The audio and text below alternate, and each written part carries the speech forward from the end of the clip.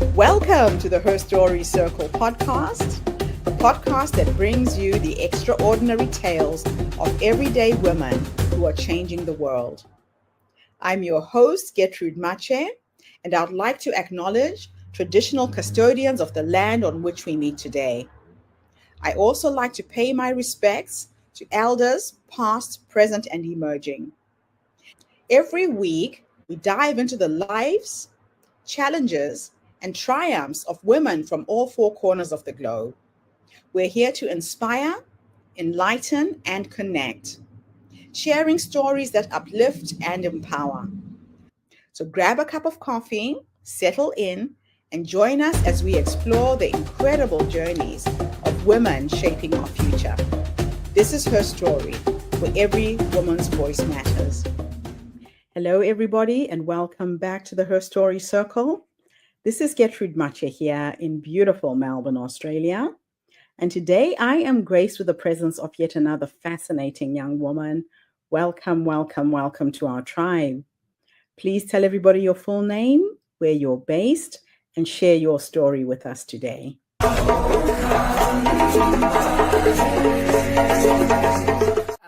All right. Thank you, everyone, for having me. My name is Joan Gachoki. I am an urban planner and a sustainability expert, more so as an advocacy. I do advocacy for sustainability and green buildings in Kenya, Nairobi.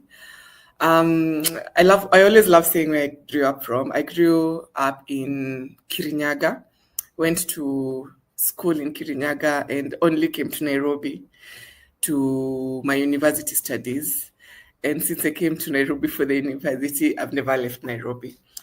And my journey started as when I started School of Urban Planning in Nairobi University, after which I was able to do a master's in sustainable urban development at JKUAT.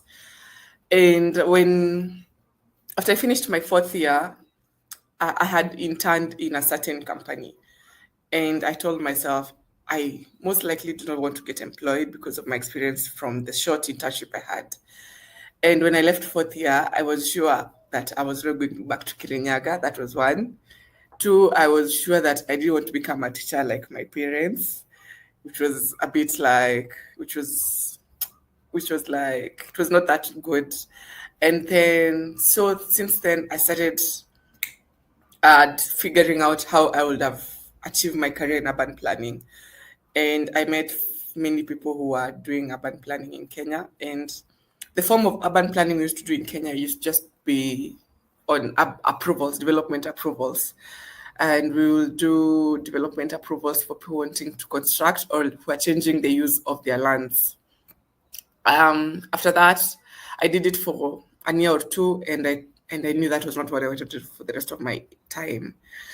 I started doing my master's, and then during my master's, which was part-time, I met very incredible people on my journey, and they saw the kind of talent and zeal I had, and they asked, so most of them were architects. I was able to upgrade what the kind of services I was offering, where instead of just offering a change of user, the architects would always tell me to stick around to help them do their architectural approvals, help them do their structural approvals, and the environmental impact assessments.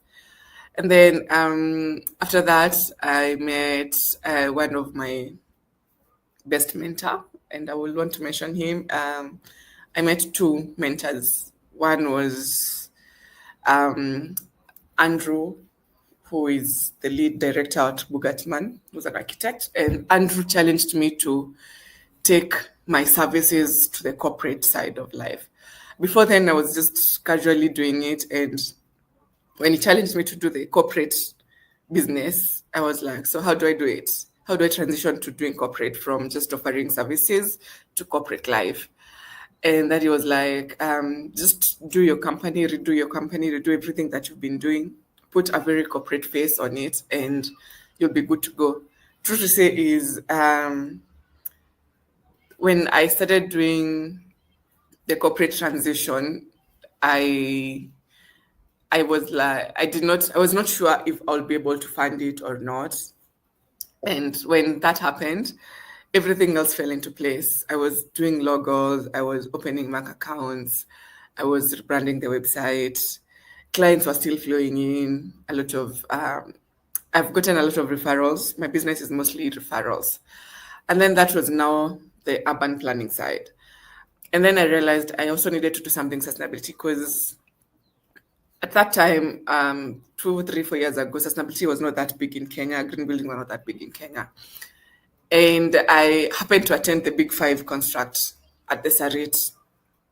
And I told my friends, then I think we need to use such forums to make the noise that is necessary for people to understand what sustainability is, what the green building is, and how to incorporate sustainability in your businesses. So that's when now, through the sum of the organization that I'm in, for example, Women in Real Estate, Kenya Green Building Society, Kenya Properties Developers Association, I started getting chances or opportunities to go and just speak in panels. And that is how it started. So I was invited to so many panels for the last 2, 3 years, and it has really helped my voice getting amplified. And along the way, I have met very inspiring people. And I've also felt that I am actually making an impact. You meet people and they're like, I remember somebody told me, I've always wanted to meet you because I want to know what is in your head. What is the next thing that you want to do? Because it's just interesting to watch you grow. And that really inspired me. And I was like, I want to start doing this full time. So the last 1 year, I've been advocating full time. I've been able to educate and train people on green buildings. And at the same time, I needed to gather as much information as I could. That means I had to take on short courses in sustainability, certifications, and international certifications, local certifications, because I did not want to be asked a question on the panel and I don't know how to explain about it. So on the front, I was putting up a brave face, sitting in panels, but at the back, I was doing so much to get as much information, and that is why that has led me to being GRI certified. As GRI is a sustainability reporting, a global reporting initiative, where you can report for any form of a company that is making any sustainability impact. Mostly guys who do sustainability reports they are fulfilling their impact side, but also looking for money, or they've been conditioned by their donors that they have to do sustainability reporting. And then also I've been able to get green building certifications. I am now an edge expert. Edge expert means I can audit any green building. I can help a developer move from the design stage to the end stage of constructing a green building. And that is how my journey has been growing, part and part. Yeah, so I think that is what I have to say on my journey.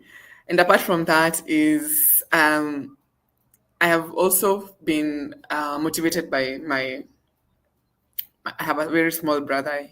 Who is no longer small because he's completing his high school. And I always thought I wanted to be someone he would, when we were in high school, we always had those people who had very many connections. Oh, my sister does this, my brother does this. Unfortunately, as a firstborn, I didn't have those stories to give. And I wanted my siblings to be the ones giving those stories, that if we call Joan right now, she's going to get us something. She's going to take us to a certain office. And yeah, so that has been my low-key motivation. I wanted my parents to just know they have a lady in Nairobi who knows everyone. And if not everyone, she will figure it out on if we need any kind of help. Yes. What a fascinating story. Wow. Thank you so much for coming online and sharing this with us today. It's inspiring to see a young woman like you branching into a very male-dominated environment and creating a path for other women as well. So, what motivated you to become a registrar for women in real estate Kenya? And how does this role align with your goals? 2017 is when I completed my degree Mhm. from the University of Nairobi. And there's something people never talk about is the transition from university life to the form of adulting we get to. Yes. And back then, I asked myself, I needed a community. I needed a community of women who were doing the same things, or a community of women who would inspire me who would lead my path. And through my research, I found women in real estate. Then it was just newly, I think it was like 2 years or 1 year incorporated. Mhm. And I joined first as a graduate member because I wanted to watch other women what they're doing because that group Yes. had all the fancy women I wanted to be in the built environment. There was Winnie. Winnie is right now is the board member for Kenha. There is Emma Miloyo, who was now the president of AK. We had Robin, who was an urban planner. They are all these women were what I wanted to be. So when I joined Wire the first time, I joined it to find a community of women who would inspire my journey, I would seek advice from, or who I would feel the comfort of telling them, I went to this company and I was maybe harassed, or there's this someone doing this, and they would really encourage people. So in this community, we are able to just post our challenges, post our encouragements. We also, when somebody is looking for work, we post it there. So when I joined Wire, I joined just to find moral support and Mm. encouragement, and also to find mentors who I wanted to be. And then 2017, 2018, 2019, 2020, 2021, I was just learning because there was a lot that was happening. They were having events, they were having speaking opportunities, they would do industrial visits. So I just sat there and I wanted to learn. So the learning journey, and the more I was with them, the more I felt like I actually want to take part in the leadership. And in 2023, yes, when they were doing now change of management and leadership, is when now I had applied to just become a low-key board member. I did not want to have the high profile because, I was still a bit scared. I was like, I'm not going to be able to do what these people have been doing previously. And unfortunately, when I applied for being a board member, they were like, no, you can become the registrar of Wire. We've been seeing what you've been doing, and we just need you to be the registrar. And I was like, okay. I was not mentally prepared for it, but it's a challenge I can pick up. And since then, I've been there. We've been pushing to grow, to grow the Wire brand, and also inspire so many other young professional women. So But what challenges have you faced as a woman in urban planning and sustainability sectors, and how have you overcome these challenges? um, when I started, when I started doing all this, I was 24 years old or 23 years old. And I Hmm. remember my first client, we had talked on phone, and then she was like, we can meet. And then she met me. Then I was a very teeny girl, and she met me, and she was like, you're a woman. Well. Okay, fine. You're already here, but I prefer not working. I prefer working with men. Then Oh. they did not believe in women. They did not see how women could do some things. They Hmm. believed, and see, in the urban planning and sustainability sector, you find everyone around you is a man. Most of my clients are men. The Hmm. fundis are men. The guys selling in the shops are men. And there is always, of course, there's always you always feel like you need to give a part of you to just get a job Yes. done. So that has always been a challenge and will always be a challenge because every time you enter into an office and you find it's a man, you're like, so I have to this. You have to feel like you have to give a part of you. But over the Yeah. time is when the men realize that you actually mean business. They see you over and over and over and over. They will always now they start giving you the respect you deserve. For my Hmm. clients, most of my clients, male clients, were like, I want you in my team even after you finish your job because you're a lady. I am tired of seeing men on my team. They just want to see you around Yeah. because you kind of brighten up their team and you have things that you will think that a man will not think. So the biggest Yeah. challenge has always that feeling of I need to give something because I'm a lady to a man. What do you see as the biggest challenge facing urban planners in creating sustainable cities today? For Kenya, the biggest challenge is the political influence that our decisions are embedded on. For example, just very simple thing like providing walking pavements, just having the informal business owners. You remove the informal business owners so that you can create a walkable space, or remove the motorbikes, which have become a nuisance in Nairobi. You'll find Yes. that this politician will look at that as his votes. We will not look at it as us trying to create order in the city. But he will be Mm. like, if you interfere with those motorbike people, that's my vote.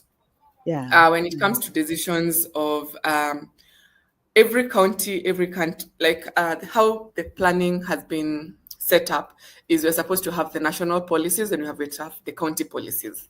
Hmm. Most counties have failed to provide the zoning guidelines, not because they can't, but because each decision they want to make, a governor is going to try and make money from it.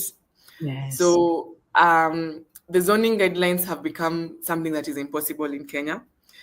They've Hmm. also become, if, for example, I buy land in a certain place that is zoned residential Hmm. and I wanted to set up an industry, I will, if and I'm denied the permissions to do it, I will Right. simply walk to the most influential person I can walk to and force that decision on me. This politician will not take time to just think of as to why we are having that restriction. So the biggest challenge as urban planners is we are having a lot of political interference, and also as professionals, I think we are lacking the ethics, not just because of for me, I think ethics, because by the time I'm getting a developer or or a consortium and telling them that we can get certain permissions, and they really know we won't get it. The other one is the corruption bit. Corruption is something that is challenging every sector of this economy. And with corruption and the political influence, it's impossible to achieve sustainable cities. And also, we are very money oriented in terms of projects. We're always looking at uh, same. This is still tied to the political, because a governor will push for a project that he feels he will get more money from the funding or from the loans. So you find the prioritization of issues of urban planning issues in Kenya is a mess, because if he feels he will not make money from it, he doesn't prioritize that issue. So those are some of the challenges. So we have political influence, we have corruption, ethics of professionals. Also, the developers also are not very keen. We have rogue developers who you will get everything in order. You'll tell him, this area we can only get 4 floors, and that is the approval you'll get him. But when you move there 2 years later or 1 year later, he has done his 13 floors. You wonder how he bypassed his approvals. So those are some of the challenges of urban planning. I could say in terms of policy, we don't lack a policy guideline, but the implementation of these policies is what is a challenge. Wow. So you have a lot on your hands to navigate to get things done. So, how do you integrate social impact considerations into urban planning projects? Um, the social impact is mostly it's all about the provisions we make. As urban planners, when you're doing our land use plans, we'll provide for parks, green spaces, we'll provide for uh, the building zoning, like the building guidelines, where will say you cannot build beacon to beacon, you have to have these building lines, You have to have this light, the kind of light that comes into your house and all. So the social impact is mostly on the provisions we make for social interactions, mostly the green parks, the private ones, and also in terms of anyone who's looking into doing recreation use. Recreation use is if someone is now doing the private parks. That's how we look at the social impact. And also on that issue of social, we also look at it in how often do people walk from one distance. Like having the walkable, livable cities is a whole social impact, because the moment people are able to just walk to the nearest shopping center, they are able to walk to the nearest park, they're able to have that. So mostly is by integrating mixed use developments. That is in terms of creating spaces that will foster social interactions. And at the same time, you have to look at an individual's health, well-being, even when she's in that house or he is in that house, or if that child is in that house, what are the social benefits that should accrue? So at this point, I know when you're doing high-rise buildings, you're told to provide a play area for the children who will live in that flat. And also in terms of natural lighting, how the sun has impacts on us. So that is how we look at the social well-being. And then when you have to also look at the economical and the environmental part, where you cannot set up heavy industries in residential areas because of the negative environmental impact that it will have and we look at the economy. When we are doing these plans, we also have to look at the economic benefits of everyone who's going to live in those neighborhoods and how we will create employment for people who are living in it. So now let's talk a little bit about what strategies do you use to ensure the success of projects that are aimed at creating positive social change? Right. I usually look at the pre-construction needs and the post-construction needs of these projects. The pre-construction needs is to ensure that the consultants first have done everything. They've provided for every aspect of the building regulations and the zoning guidelines. So we look at the zoning guidelines of that area. We look at what a building should achieve in that area. This will ease the flow of the approval process, which mostly sometimes delays due to the external factors. So once I have the project designed to the specific zoning guidelines, that is how I achieve number one. Number two is to ensure that they have an efficient approval process by just being able to align with them with the dates. In Kenya, we have approvals go through technical meetings from the counties. So I'm able to align when is which meeting in all counties. So if I have a meeting in 2 weeks, if I have a meeting in 3 weeks, in 4 weeks, I'll have to push my consortium team to ensure that we have achieved all the design aspects, all the provision of documents and all that. Post-approval is we have to work hand in hand with a project manager. A project manager is the one who usually know when the construction dates are starting. And we have to also look at any obstacle that might come in during the post-construction.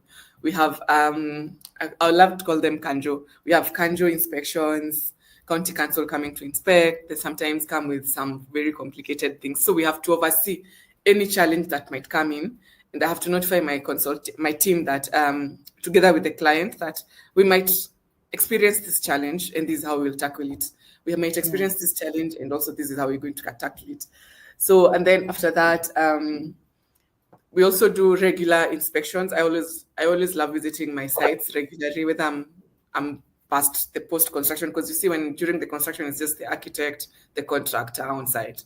But I usually make post-construction. And also this has helped me retain most of my clients because with that, they see that you're actually very embedded and interested with the project and you don't give up on them. So the moment they see your dedication towards their project, even after you've completed your role, it helps give them boost confidence and they'll always come back to you or refer you to someone else. Yeah. As a mentor, what advice do you offer to young women aspiring to enter the fields of urban planning and sustainability? First is they have to identify the path they want to follow.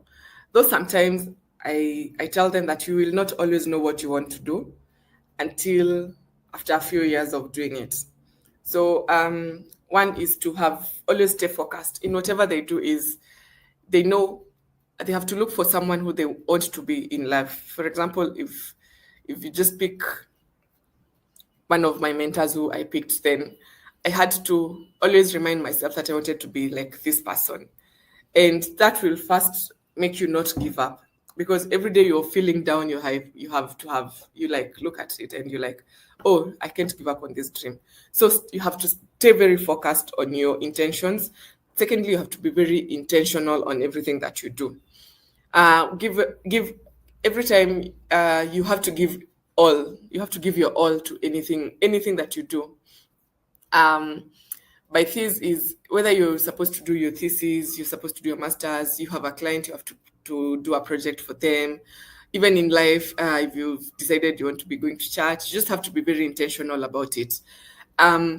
Most of the time also is, how do you create passion after something you didn't like?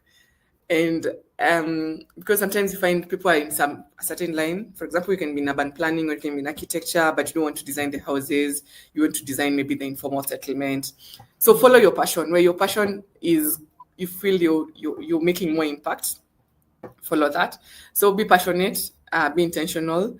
Do not give up at all. Sometimes you have all your low moments, but always follow your dreams. Mostly, I think in 2022, when I was doing Elie and rebranding Elie, that's my company, Elie, I had such a mental breakdown.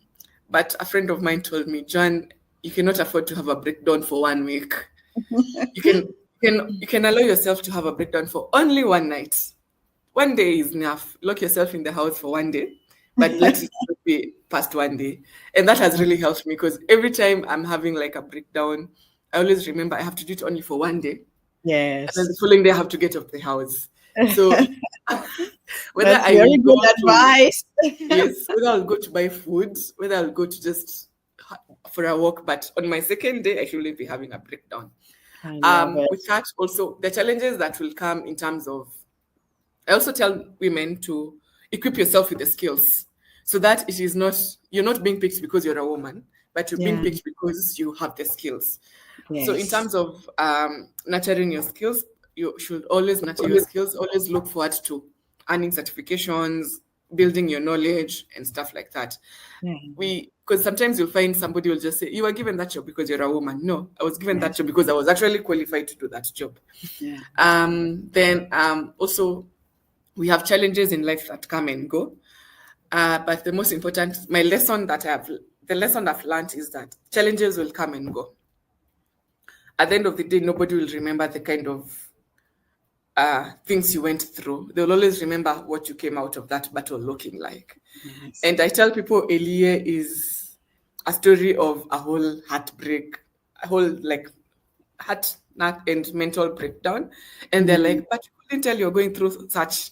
I tell them, yeah, we cannot look like our problems. You cannot look like your problems. You have to dress up, you have to be smile, and keep it very positive. Keep it very, very positive. We have people who intimidate you every day, but breathe in, breathe out, and tell yourself, I have to do this. That is the challenge I will tell the girls. And also, where you come from will never determine your future. You might have been brought up in a very humble background, faced so many challenges growing up, but that is not going to be your life. So so always keep looking towards, but having a whole support team is very, very important. Like the way I found Wire, I found a family in Wire, and having such a group is going to be very, very good for your career and also your growth as a person. Now let's finish our interview with me teleporting you into the future.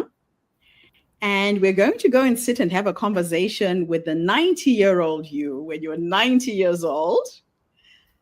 When you finally get to the age of 90, if you could go and have a conversation with this wise woman, what will you say to her when you finally meet her? And I'll tell you why I like asking women this question. A lot of times we look outside of ourselves for answers, for solutions, and we forget to go inside. That little voice that tells you, do it, go left, go right, you can do it. We don't trust it enough. But the wise woman is already in you. I know she's been guiding you. This is why you've achieved everything you've achieved. What will you say to your wise woman when you finally meet her at the age of 90? I think I will hug her and tell her we did it and we lived. In all this in the whole time of being a very ambitious lady, or being very, in all these things of trying to achieve everything, we forget to live.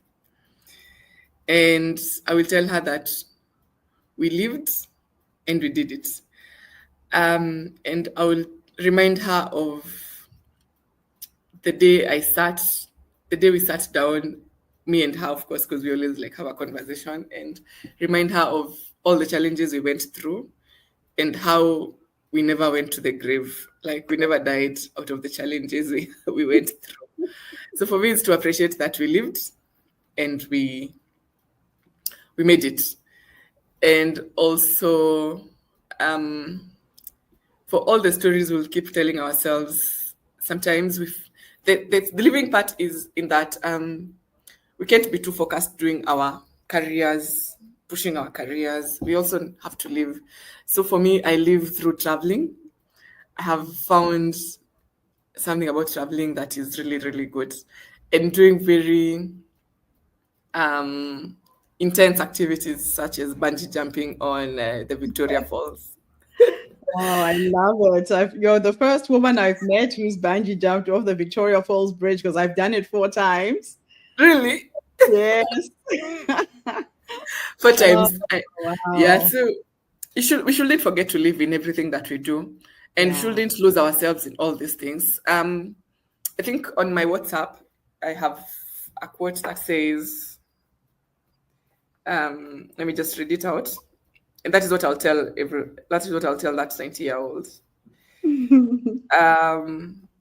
Be the reason why people believe in pure hearts, good vibes, and kind souls.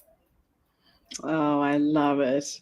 Well, thank you so much for coming online and sharing your amazing story. It always inspires me when I get to meet young women like yourself, who are movers, who are shakers, who are out there making a difference and being a source of inspiration, showing other women what is possible, I think is the most important thing. Because until other women see you doing it, they can't believe that they can do it as well.